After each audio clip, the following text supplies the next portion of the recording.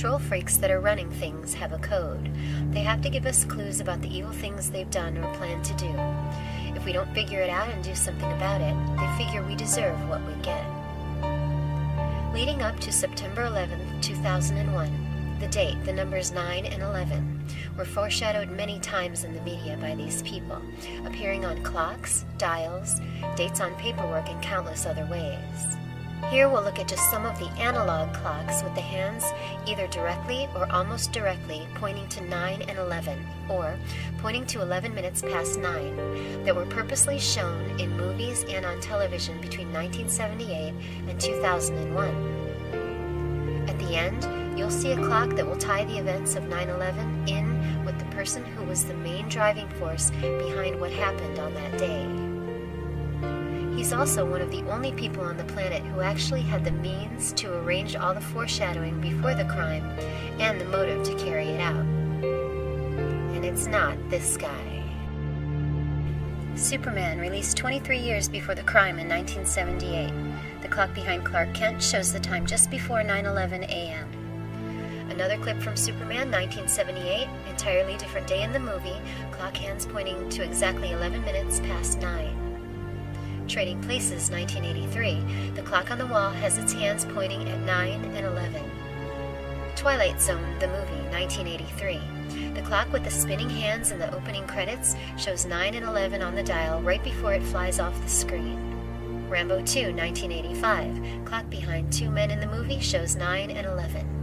Mannequin from 1987.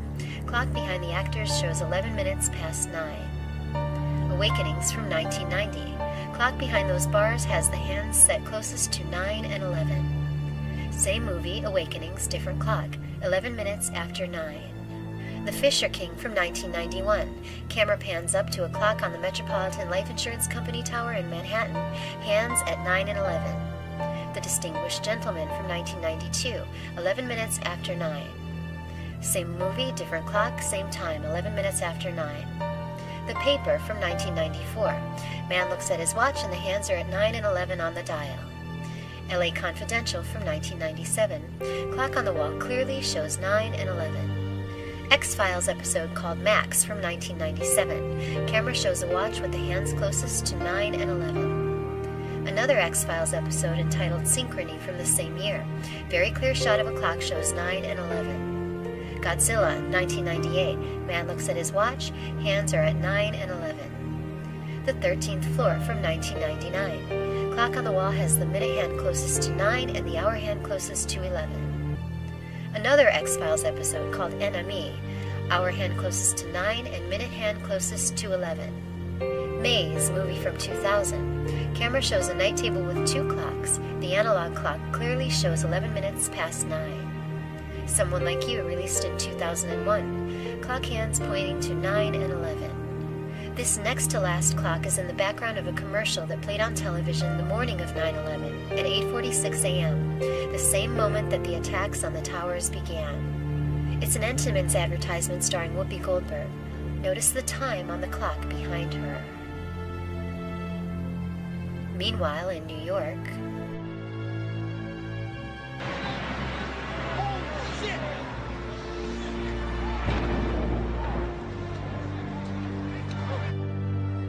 Here's the last 9/11 clock in this series, and the most important. You're about to see a scan of a Newsweek magazine. The cover picture is of a man sitting in an office window, his watch prominently displayed. When the watch is flipped over to the way that the man would see it when it's on his arm, hands are pointing directly at 9 and 11. The second hand is even positioned exactly at the 11 mark on the dial. Here's a close-up of that watch. What separates this foreshadowing from the rest is the fact that this magazine is from back in April of 1967, less than 1 year after the construction of the World Trade Center towers began.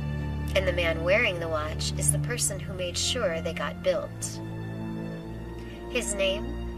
David Rockefeller.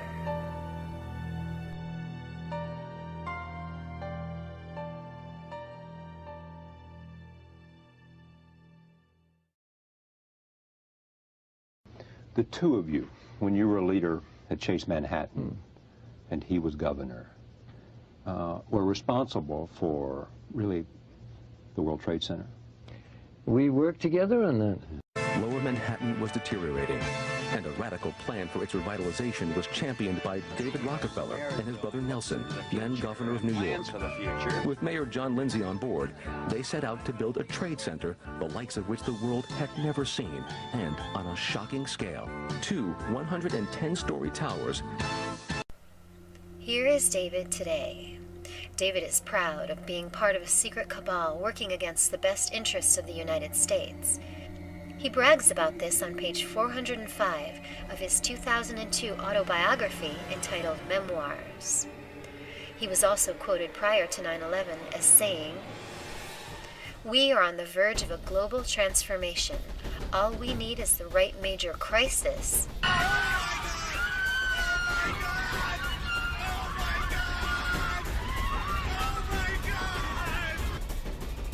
And the nations will accept the New World Order." If you know anything about the New World Order, you'll understand why this is a big problem for a huge percentage of the people on this planet. Since they became obscenely wealthy back in the 1800s, David's family has been using their immense, ill-gotten fortune to take over literally every aspect of our lives as Americans. Our education and medical systems, our economy, and our media. These people love war, murder, corruption, oppression, and, if the right major crisis does not occur, they'll create it to further their agenda. And, as in the case of the time between the building and demolition of the World Trade Center, they can wait a very long time for their plans to come to fruition. Why would he show himself on the cover of a magazine with his watch hands set at 9 and 11 and make sure so many clocks show 9 and 11 in the movies and on television? It's all part of their code, and so far, they must think we're too dumb to notice. So remember who made sure those towers got built, 110 stories and a height of over 1,300 feet each. Enormous open floors that a fire could easily sweep across, and substandard fireproofing. No fire escapes and no automated sprinklers. And the next time someone tries to tell you that this guy and these guys committed the acts of 9/11 and brought us the Patriot Act, the NDAA, and the bogus war on terror and the encroaching police state, remember the man who brought us the towering death traps, the same man who is proud to be fighting against the United States and what we stand for. And remember that this same person actually had the motive, the means to pull it off, and the ability to arrange all the clues you've seen here. Especially this one. Also remember that this person has gotten away with it, for now. I'm glad I did.